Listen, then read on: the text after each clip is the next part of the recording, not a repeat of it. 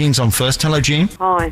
What can I do for you, love? My marriage broke down. I actually ended up having to leave home for 10 weeks. I became sympathetic with situations and I moved back home and I ended up being the beaten wife. I reported this to the police. They weren't too sympathetic. Then they said, oh yeah, you know, we'll stand by you, we'll help you, we don't tolerate this anymore. Situations got worse and I've had to flee my home for 40 odd years and my children, which aren't young children, they were sort of 16 and 18 at the time, but I had to flee to somewhere else in the country for my own life. Started off quite calmly by just smashing up the furniture, throwing things. That's what I call started off calmly. He was a control freak. So it was his way or no way, was it? Yeah. And you end up learning to live with that. Everything I did was wrong. The roast dinner, the potatoes were the wrong shape. So what did he do to you the first time? He just smacked me straight in the face. And how did you react? I burst into tears. I screamed, actually. I've never actually been hit that hard. I screamed. I burst into tears. My daughter came out of the bedroom and she immediately disappeared. She stuck up for me an awful lot. I went to work the next day. Physically scarred? To begin with, no. I had a very fat nose. And you made excuses, did you? Yeah, before this incident, I spent, I should think, 4 nights out of 7 in the car, asleep in a side road somewhere. Hang on, you would sleep in the car so as not to go home? Yeah. And what would you think, just from his side, not that I have any pity, sympathy or understanding of him at all, but what do you think generated this anger? Was he abused as a child? Was he beaten as a child? Was there some problem with his upbringing? I don't know. I don't really know what started it off. The only thing I conclude now, he is a control freak. His only way to keep anything in his life is to block everything else out. How do you feel about him now? I hate him. Is he sorry for what he's done? Not really, no. Is he married again? No. What about your children? They live with him. Do you worry that he could be beating them? No, I don't think he would. But how would you know if they were being pressured into not seeing you? He tried that one. You'd have to hope that 10 years on from when you had these difficulties that the police would react differently today than they did then. I mean, things were always swept under the carpet in the old days. It's hard to believe that even 10 years ago we'd do that, but things have changed, and I know the police now are very keen to react if something like this is reported. Have you thought of reporting it posthumously and going to them now and saying, look, I'm worried about this man's behaviour on my children, and just making a report so they're now aware of his behaviour then? They won't do anything. I'm not saying they'll do anything, but at least then it's on record. It should be on record anyway. I took out a report against him at the time, and I used to have to sneak back and stay with my sister, and I actually met my daughter one night. I said, I'll pick you up in the lay-by down the road. He was clever. He followed us, and he actually kicked in the side of my car. I mean, the man's a lunatic. Why are you allowing your kids to be with him? They're of age that I can't stop them. They are both working. They both have their friends, and they feel safe enough. So why have you had to move so far away that you can't be in the next street? Because he would make my life hell, and he would run me off the road in my car. Yeah, but go to the police. Times have changed. Why are you allowing him still to control you 10 years after you left him? Because that's the way the police work. No, they don't now. Not now. If you went to them today and said that this man that I married 10, 20, 30 years ago is harassing me today, 10 years after I left him, they would take it very seriously. They won't. I've tried. No, they will, if it happens today now, because their approach is much different to how it was 10 years ago. They are not. What are they going to do? If I go back to my hometown... What do you want to do? That's the most important question, Jean. What do you want to do? I would like him to have been prosecuted. Right. Well, that ain't going to happen now because it's too late. What would make you happy today?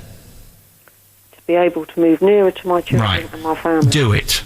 He cannot touch you. He cannot touch your property, because if he does, he's in my the property. first thing you do is call the police. Yeah. I told them what was going to happen before he done it, and he's still done it. How do you know what he's going to do before he does it? Because I knew, he told me. He wrote me hundreds of letters telling me what he would do. I don't believe if you went to the police with hundreds of letters they would not have brought him in. I don't believe it. Well, they didn't. And they said, it's a domestic, we will support you. I think you're telling me half a story, Jean, because it doesn't tie up. It doesn't make sense. I've spent years on the radio taking calls like this, and if what you're saying to me is true, it's a nonsense. I think I'll phone my daughter tomorrow, and I will get her to phone you and get her to tell you her side of the story. And she will prove to you that the police were not there for me. Yeah, they may not have been, and that's disgusting. But what I'm saying is things have changed. In 2.5 years even, things have changed with the police. When you move into a local area now, if you involve them and tell them what's happened in the past, they will keep an eye on you, and should you ring them and need their help, they'll deal with it accordingly. Well, I live miles away. Yeah, because you've run away. But the thing is, this man should not be allowed to push you out of your kids' lives.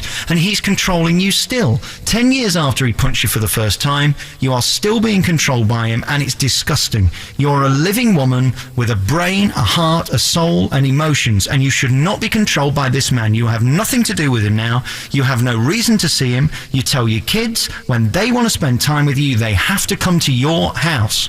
You don't go round there, you never have anything to do with him again. Oh, I don't. When you move back, you get an injunction that says he's not allowed within 100 paces of you.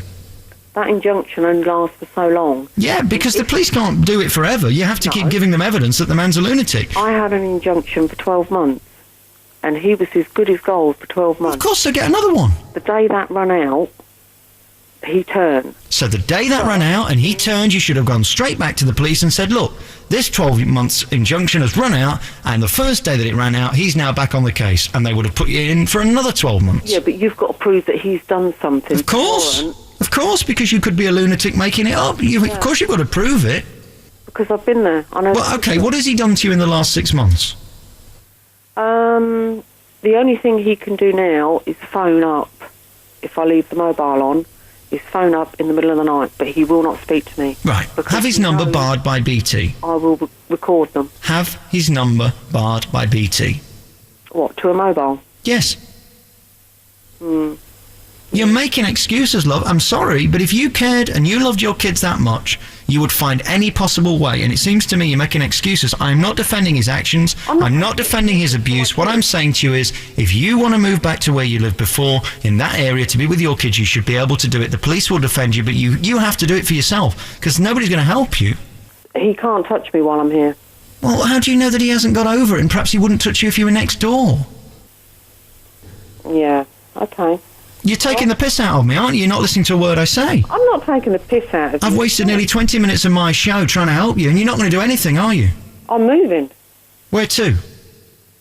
A long way up the country, which hasn't pleased my children. Well, love, I've just wasted my entire show. I might as well have come on here and gone blah, blah, blah, blah, blah, blah, blah, because you've not listened to a word I've said. I wish I'd have taken a call from somebody who was willing to listen. All right, go and take one then.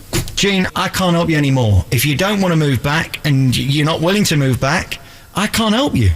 Okay then. Have you ever been totally intimidated and frightened where you have to go and sleep in your car? Let me tell you, when I went to school, I was so badly bullied, I considered killing myself. It gets no more dramatic than that. I know what fear is, I know what intimidation is, and the only way you stop it is by either running away like you've done or standing up to them. Yes, you did. You've run away. You've run away from the bully. Well, it was a case of either move or end up dead. It wasn't. Yes, it was. You're still alive. His bullying is continuing because you're still intimidated by him. You're still letting him control you after all these years. I bet in a little bit of you, there's a side of you that still loves him. No. I've done this for too long, love. I'm waiting for him to die. Well, you know what? You're going to be waiting a bloody long time, because he may live for another 40 years, and then your kids will be in the 60s, and you'll probably get to your grave before he will, because you'll be so beaten up inside, you won't know what to do with yourself. I'm not beaten up inside. Yes, you are. No, I'm not. You are the most self-hating person I think I've spoken to, and I mean that in the nicest way. You hate yourself, and he's put that in you because you have such little confidence. You're allowing him to control you. You're allowing him to ruin your life, and moreover ruin the life of your children. They deserve to have a mother, and you've run away. But they've still got a mother. They haven't. Yes, they have. When was the last time you saw them? My son is coming down at the weekend. That wasn't my question. When is the last time I saw them? Oh, blimey, I saw them... Exactly. Christmas, New Year. Yeah, New Year. Woo-hoo. 3 or 4 months ago. That's absolutely disgraceful. As a mother, you should be ashamed of yourself.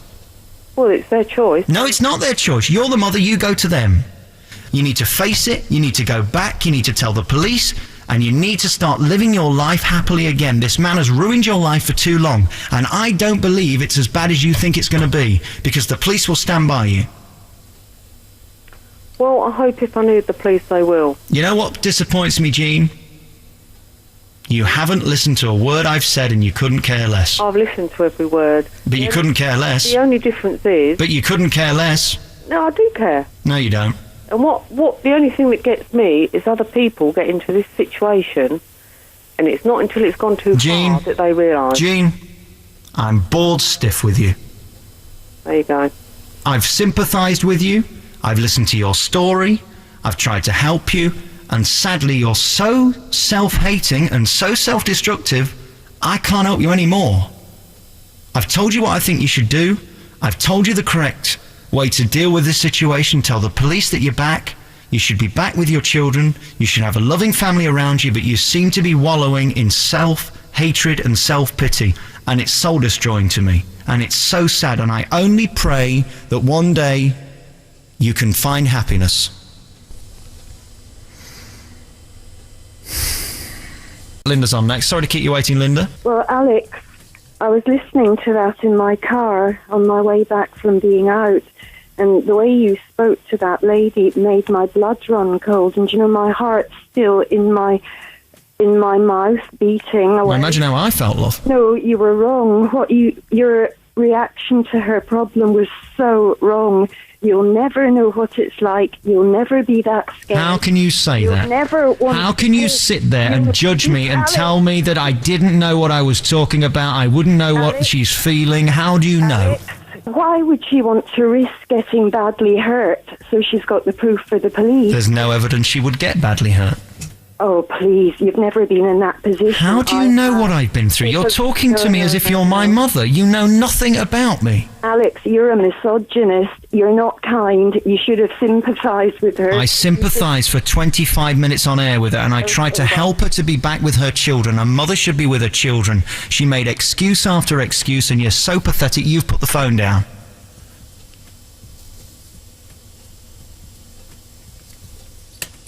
You know, I sit here night after night, and when people call me, I drop the music, which I get in trouble for the next day, to try and help them.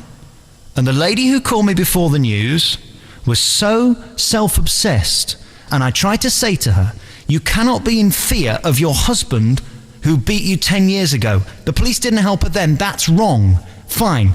Nowhere in the world is it right. Nowhere in the world do we say life's fair. But 10 years later, the police would protect her. And what I was saying to her was, you should go back to your family, your kids, your 2 kids that you haven't seen since Christmas. But she wanted me to pity her. And that's not what I'm here for.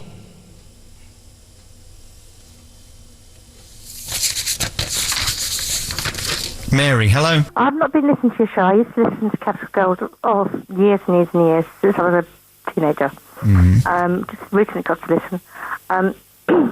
There are people who want to hear what they want to hear. There's people who don't want to hear the truth. I've just listened to your show. I've been through crap life. No worries about that. But you need someone who just speaks straight up truth. If you don't want to listen to the truth, then don't ring it.